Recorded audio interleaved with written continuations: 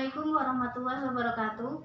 Waalaikumsalam warahmatullahi wabarakatuh. Selamat pagi anak-anak. Pagi, Bu. Sebelum kita memulai pelajaran, kita berdoa terlebih dahulu ya. Baik, Bu. Bismillahirrahmanirrahim. Raditu billahi robba wa bil islami dina wa bi Muhammadin nabiyya wa rasulah. Rabbi zidni ilma warzuqni fahma. Rabbi israh li sadri wa yassir li amri wahlul 'uqdatam min lisani yafqahu qawli. Amin. Baik, terima kasih. Sebelum memulai pelajaran, kita absen terlebih dahulu. Risma, Hadirah. 50, Hadirah, Bu. Rara. Hadirah, Bu. Baik, lanjut kita akan membahas materi tentang akhlak tercela. Ada yang tahu akhlak tercela itu apa saja? Saya, Bu. Apa? Dendam. Akhlak tercela. Apa saja, Mbak? Dendam, Bu. Dendam. Ada 5 ya akhlak tercela itu. Yang pertama, hasad. Yang kedua, Dendam. dendam. Kemudian, Hibah. riba, fitnah. Lanjut yang terakhir, namimah.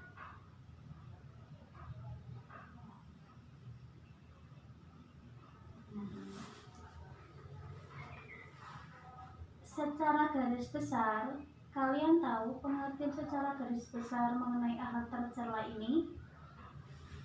Apa saja artinya? Hasad itu artinya apa, Mbak? Iri hati, Pak, Bu.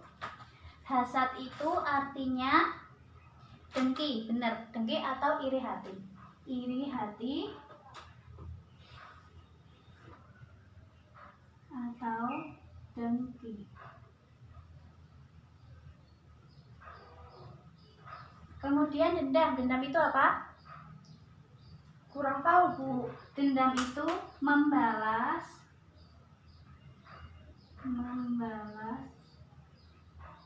kejahatan.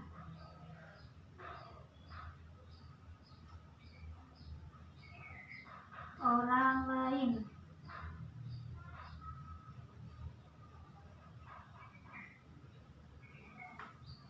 Kemudian selanjutnya ghibah. Ghibah itu apa? Membicarakan kejelekan orang lain.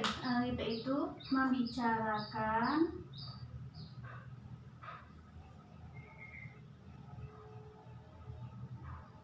kejelekan orang lain.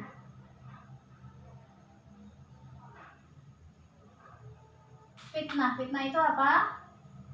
Menuduh Orang lain. ya, fitnah itu menuduh orang lain.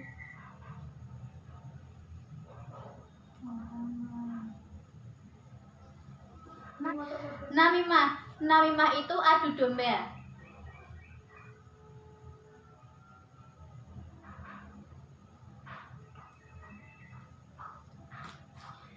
Baik, kita akan membahas satu persatu tentang akhlak tercela ini, mulai dari contoh perilakunya, kemudian penyebab timbulnya akhlak tercela ini, dan dampak buruk dari akhlak tercela ini.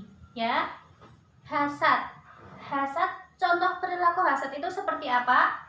Perasaan tidak senang melihat orang lain mendapatkan kenikmatan. Jadi ketika orang lain senang, ketika orang lain mendapat kenikmatan, kita itu iri kepada orang tersebut. Itu tidak boleh karena termasuk akhlak tercela.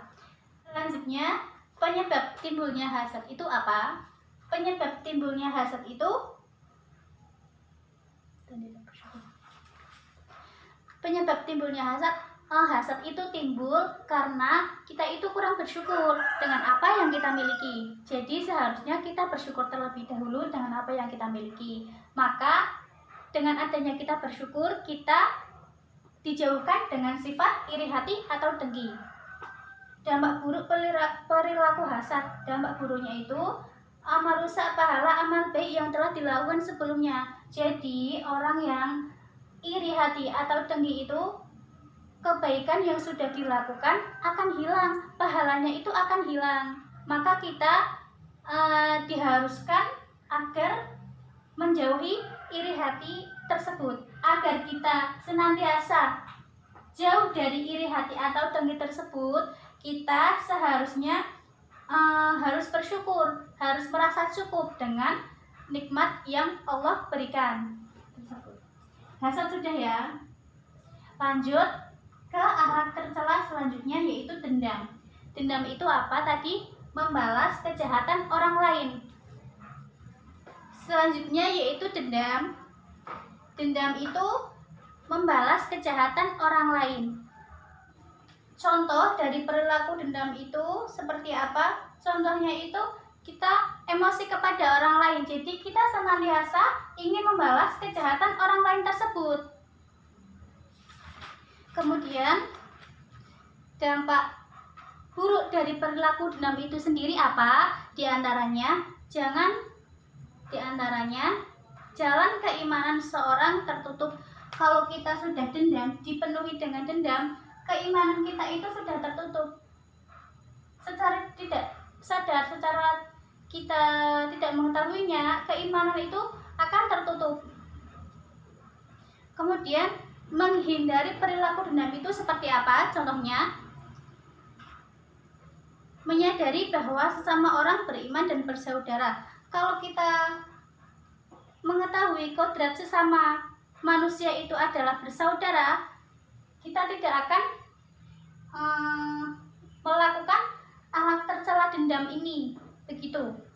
Nah, kemudian bagaimana kita agar terjauh dari akhlak tercela dendam ini?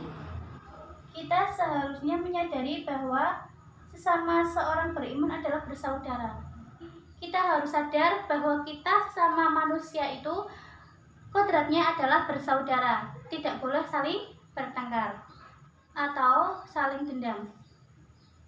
Kemudian ghibah. Secara umum, ghibah itu membicarakan kejelekan orang lain atau menggunjing. Penyebab timbulnya ghibah itu seperti apa? Penyebabnya itu pelampiasan amarah, kemudian keinginan untuk dikatakan hebat. Nah, berarti kita itu mau dikatakan hebat kepada orang yang kita diajak ghibah. Kemudian ketika kita membicarakan kejelekan orang lain, berarti kita itu sudah meremehkan orang lain tersebut. Kita sudah meremehkan orang yang kita ghibahi, begitu. Dampak dari perilaku ghibah ini seperti apa? Kalau kita sudah sering melakukan ghibah, kita akan memicu permusuhan. Jadi kita dengan orang yang dighibahi, otomatis kita akan bermusuhan. Kemudian menjadi pangkal dari menjalannya fitnah. Kemudian pelaku mendapat dosa besar secara tidak sadar. Ghibah itu mendapatkan dosa besar. Jadi kita harus senantiasa untuk menjauhi perilaku ghibah tersebut. Cara menghindari perilaku ghibah. Cara menghindari perilaku ghibah atau kiat-kiat untuk menjauhi perilaku ghibah itu seperti apa? Menghindari diri dari sikap curiga kepada sesama. Caranya itu kita tidak boleh mencurigai sesama orang atau sesama saudara kita. Yang kedua, mempererat ikatan ukhuwah Islamiyah. Kalau kita tidak melakukan ghibah, berarti kita sudah melaksanakan tali persaudaraan kepada sesama manusia. Mudah meminta dan memberi maaf kepada orang lain. Yang paling penting, yang paling jarang orang dilakukan, kita itu harus memberi maaf atau meminta maaf kepada orang lain. itu kelihatannya sepele tapi sangat sulit dilakukan. Nah, kemudian fitnah. Fitnah itu menuduh orang lain. Kemudian namimah. Namimah itu adu domba. Kita akan bahas di pertemuan kedua atau pertemuan minggu depan. Dari penyampaian 3 materi akhlak tercela ini ada yang mau ditanyakan? Tidak, Bu. Nah, kalau tidak ada yang mau ditanyakan, saya akan membagikan post test untuk mengetahui seberapa paham kalian tentang materi akhlak tercela, hasad, dendam, dan ghibah ini. Silahkan, Mbak. Ya, makasih, Bu. Mbak. Makasih, Bu. Makasih, Bu. Makasih, Bu. Ya. Saya beri waktu 5 menit untuk mengisi post test tersebut ya. Nanti dikumpulkan ke depan.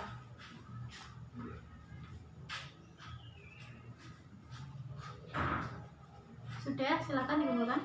Ya, ini, Bu. Materi untuk hari ini Ibu cukupkan.